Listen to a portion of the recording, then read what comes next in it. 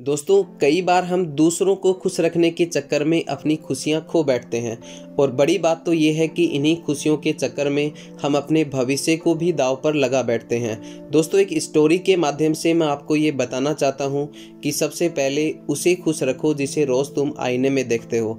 ये बात समझ गए होंगे तो सब कुछ बदल जाएगा, और अगर ये बात नहीं समझ पाए तो इस स्टोरी को सुनने का कोई फ़ायदा नहीं होगा। दोस्तों, बहुत पुरानी बात है। हमारी इस धरती पर एक ऐसे बालक का जन्म हुआ जो बहुत होनहार था, लेकिन प्रारंभ में जब वो गुरुकुल में पढ़ने के लिए गया तो वहाँ उसे कई दिन समझाने के बाद भी उसे कुछ समझ में नहीं आया। तो उसके गुरुजी ने उसे ये कहते हुए अपने गुरुकुल से वापस घर लौटने के लिए सलाह दी कि वो नहीं पढ़ पाएगा। और सबसे बड़ी बात यह है कि जिस गुरु के आश्रम में वो बालक पढ़ता था या पढ़ने गया था, वो गुरु उस ज़माने के बहुत बड़े हस्तरेखा विशेषज्ञ थे। उस बालक की हाथों की रेखाओं को देख कर के जब गुरु ने उसे ये कहा कि तुम्हारे हाथों में विद्या की रेखा नहीं है, उस बालक को बड़ा अजीब लगा और उसने दूसरे बालकों के हाथों की विद्या की जो रेखाएं हैं उनको दिखाने के लिए गुरु से बोला।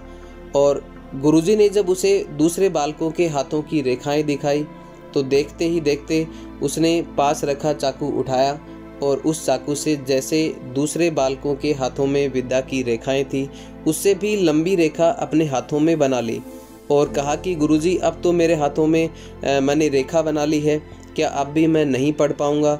दोस्तों, गुरुजी ने न सिर्फ उससे प्रसन्न होते हुए बल्कि उसे अपने आश्रम में पढ़ने के लिए रखा और उसे इस तरह से तराशने की कोशिश की कि वो हीरा आगे चल कर के दुनिया का इतना महान व्यक्ति बना जिसको हम जन्मों जन्मों तक नहीं भुला पाएंगे। दोस्तों, वो और कोई नहीं, वो थे अष्टाध्यायी के लेखक पाणिनि।